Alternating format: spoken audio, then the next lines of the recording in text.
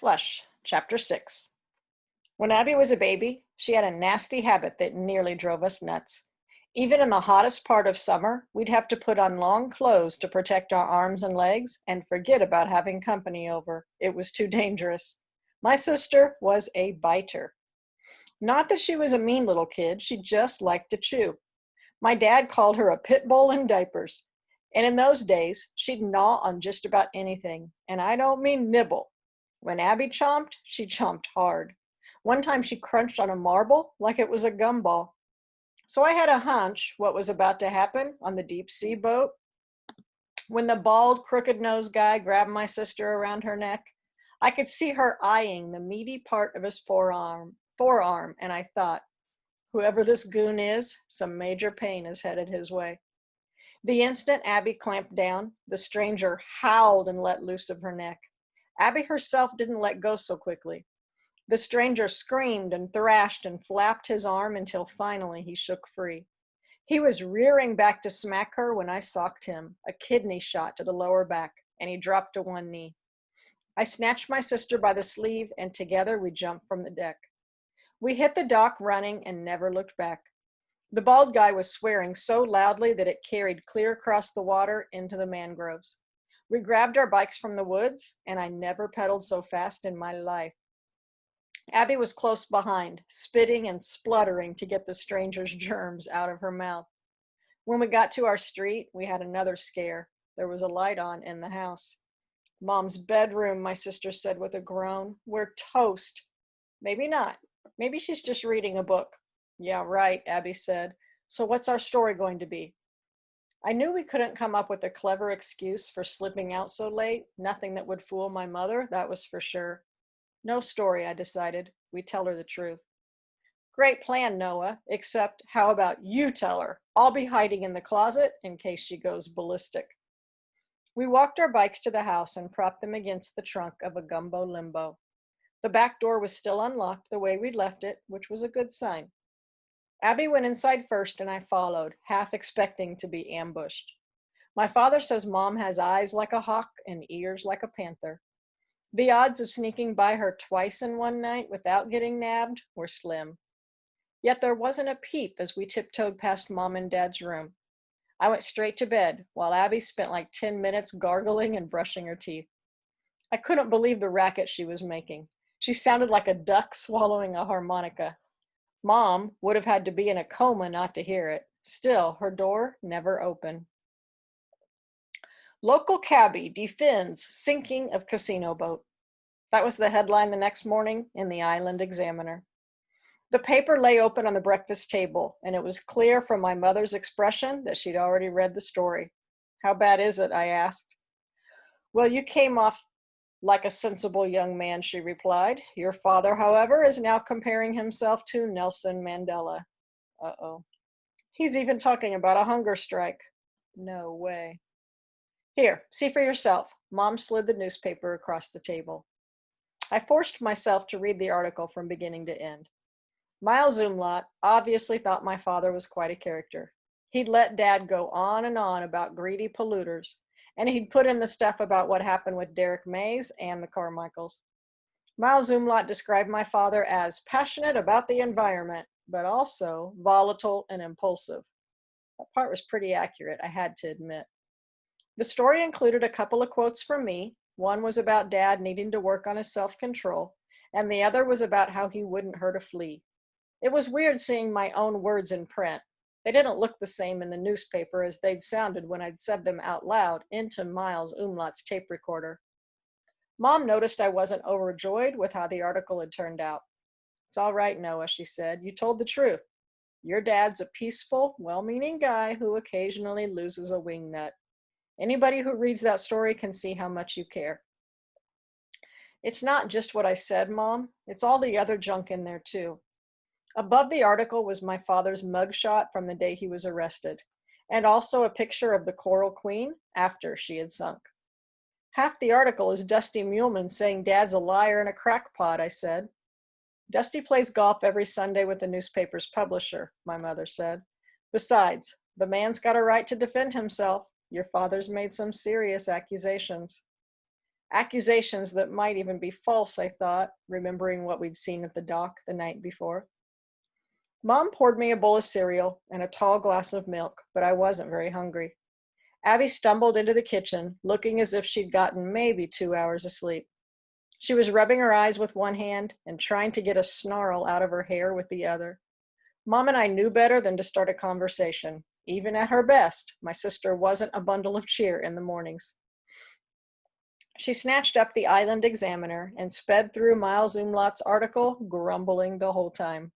Hunger strike, she huffed when she was done, slapping the newspaper on the table. What's wrong with him? Is he dense or what? Abby, don't talk that way about your father, Mom said, and the word is deluded, not dense. But this is so embarrassing. Can't he understand that? She slumped into a chair and laid her head on her arms. How about some scrambled eggs? My mother asked. Ugh, said Abby. I excused myself and hurried out the door. The scene at the jail wasn't as laid back as before. At the door, a deputy actually frisked me, like you see on TV. All I'd brought was a paperback book about chess. I figured my father ought to learn the game for real before the lieutenant figured out he was faking it.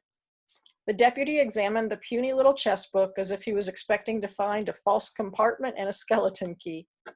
When he finally returned it to me, he announced that the visitation time had been cut to 5 minutes on orders from the sheriff himself.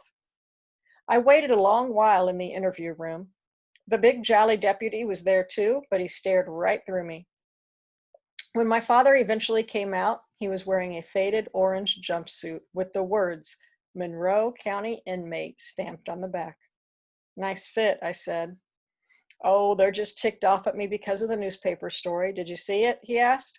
Oh, yeah. So did Mom and Abby. And? Nobody's buying the hunger strike, I told him, and you definitely need to back off this Mandela thing. Dad seemed disappointed at the family's reaction to the Island Examiner article, but I couldn't lie to him. You need to come home. Seriously, I said. Noah, please don't start with that again. I gave him the chess book. He winked and said thanks. You seen Mom? I asked. Not in a few days. I know she's been real busy with work. He shook off the question like it was no big deal. Haven't you talked to her on the phone? I've tried to call, but the machine always picks up. I could see that my father was concerned, which was healthy. When it came to Mom, he needed to be. It's pathetic for grown-ups to pretend everything's okay when it's not. Listen, Dad, there's something you need to know. I lowered my voice as if it mattered. The room was so tiny that the deputy could hear me blink. We snuck down to the dock last night after the Coral Queen closed, I said. We hid aboard one of the charter boats. Who hid? Not you and Abby. Yes, me and Abby. I didn't dare tell Dad about the stranger grabbing my sister because I knew he'd bail himself out of jail in a flash and go hunting for the guy. In no time, he'd be back in the slammer for doing something even worse. Guess what? I said. Dusty's crew didn't dump the wastewater into the basin. They hooked up to a sewer tank on shore. At first, Dad was stunned. You sure? We saw it with our own eyes, I said. My father rubbed his jaw and made a faint clicking sound with his teeth. You know what it is? Dusty's freaking out because of all the publicity about me sinking his stupid boat. He's going to lay low and act like a model citizen in case the Coast Guard comes snooping around. It was possible for sure. But if Dusty Muleman was starting to obey the law, I thought, how would we ever prove that Dad's accusations were right? As if reading my thoughts, he said, Lice Peking knows the truth about the Coral Queen. What'd he say about my skiff? Will he take it or not? He's picking it up at noon. Excellent. And he promised to sign a statement like you wanted. Noah, that's super. Dad slapped me a high five. I didn't want to spoil his mood by reminding him that Lice Peking wasn't the most reliable human being on the island. Obviously, my father had let his hopes go sky high, but since I wasn't the one sitting in jail, I kept my mouth shut. Time's up, the jolly deputy said to me. He jerked his head toward the door. Everything's going to work out just dandy, my father said. You're doing a great job, son, but no more sneaking around at night, especially with your sister. You hear me? He stood up and tucked the chess book under his arm. The orange jumpsuit had no pockets. I guess the sheriff didn't want prisoners carrying anything that couldn't be seen. Oh, I almost forgot, Dad said. Channel 10 is running my interview tonight on the 5 o'clock news. Be sure to tell your mom. Cool, I said, though I was seriously tempted to rush home and break the television. After lunch, I sat down under a tamarind tree and waited for Lice peeking. I had a story ready for when Mom asked me why he was taking the skiff. I planned to tell her that Dad was loaning it out for a few weeks. The truth was more complicated, and Mom wouldn't have approved. After an hour or so, I got restless. I walked around to the backyard and climbed up the trailer and sat down in the skiff. I started thinking about all the great times we'd had, Dad, Abby, and me, on our sunset trips. My mother wasn't keen on fishing, but she was always happy when we'd come back with a cooler full of snappers.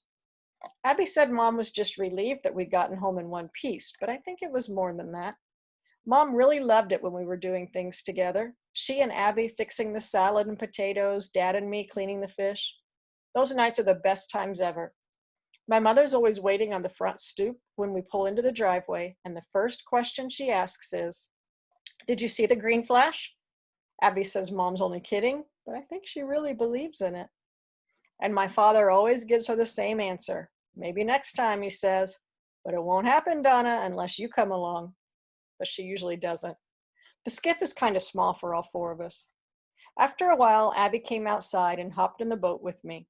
I told her that Lice peeking was late. "Maybe he chickened out," she said. "For $12,000? No way. Maybe Dusty Muleman offered him more if he kept his mouth shut."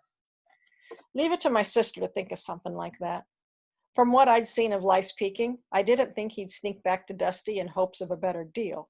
Lice had seemed perfectly satisfied with the idea of taking Dad's boat and selling it. "He's probably still working on his statement," I said. "Or his hangover," said Abby. "Maybe I'd better go check on him. I'll come with you." "No, Abby, you need to stay here in case he shows up for the boat." More important, I didn't want her to see Lice peeking passed out drunk in that smelly trailer if that's where he was. "If you're not back in an hour," my sister said, "I'm either telling Mom or calling the cops." "Whatever," I said. One was just as bad as the other. I grabbed my bike and headed full speed down the old road. I'd had a bad feeling about Lice peeking from the beginning, and now it looked like I might be right.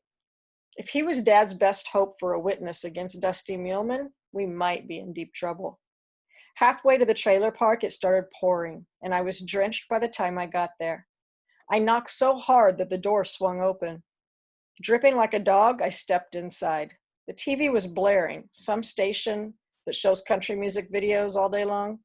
I turned and called out, "Hello?" Nothing. "Anybody home, Mr. Peking?"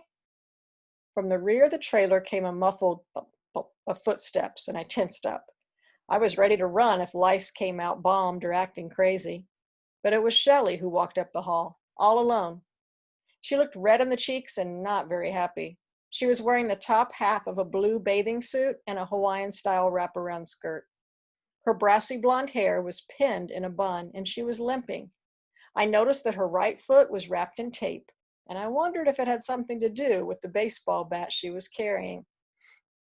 "Sorry for barging in," I said, taking a backward step toward the door. "I knocked for a long time, but nobody heard me. I was busy redecorating. What do you want?" "Mr. Peking was supposed to stop over today and look at my dad's bonefish boat, and he didn't show up? My darling Lice? What a surprise." Shelley laughed in a cold way that made me shudder. "Is he here?" I asked. "Nope." "Do you know where I could reach him?" "Nope." For several moments, we stood there not saying anything, the rain drumming on the aluminum roof. "What happened to your foot?" I heard myself ask. "I believe I busted it," Shelley replied. "How?" "Kicking the toilet to death." "Oh," I said. I was pretending it was Lice's butt. He's gone, by the way, in case you hadn't figured that out. "Gone where?" "Wherever it is that gutless, lazy, low-life boyfriends go," she said.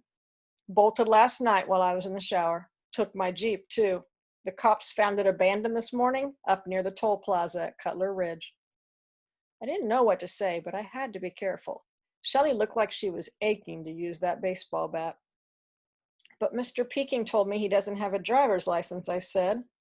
"A minor technicality," said Shelley, "for a weasel like him. Have a seat, Noah." "I'd really better be going." I said, "Have a seat." So I did. Some man came by to see Lice last night, she said, just before he ran off. A big, bald-headed guy with a weird foreign accent, French or Russian or something. He was bald. I thought of the stranger who'd grabbed Abby at the marina. Like a bowling ball, Shelly said. Plus, he looked like somebody gave him a nose job with a socket wrench. Lice went outside to talk, and he came back white as a ghost. Wouldn't tell me anything either. Waited until I was in the shower, then he took off. Did I mention he grabbed all the cash? No, ma'am. $186, everything I had. That stinks. I felt queasy, like somehow it was all my fault. Funny, Shelly said. But Lice didn't say nothing about buying your daddy's boat. I've really got to go now. Remember what I told you about lying, Noah? Yes, ma'am. Besides, you can't be out in this rain. You'll catch strep. I was more than ready to risk it. Please, I said. My mom is going to be worried. Shelly nodded towards the telephone. Then give her a jingle. Of course, I didn't move. Shelly smiled. Tell me about Lice and your daddy's boat, she said. Tell me everything, okay? I'm sure it won't take long. I couldn't take my eyes off the wooden bat, which she was slapping from one palm to the other. Relax, kid, this isn't for you, she said. I wasn't taking any chances. Without hesitating, I told her all about the secret deal between my father and Lice Peking. I figured she'd just laugh and tell me I was stupid for trusting her no-good boyfriend, but I was wrong. What she said was, Noah, I think I can help you, which was the last thing I expected.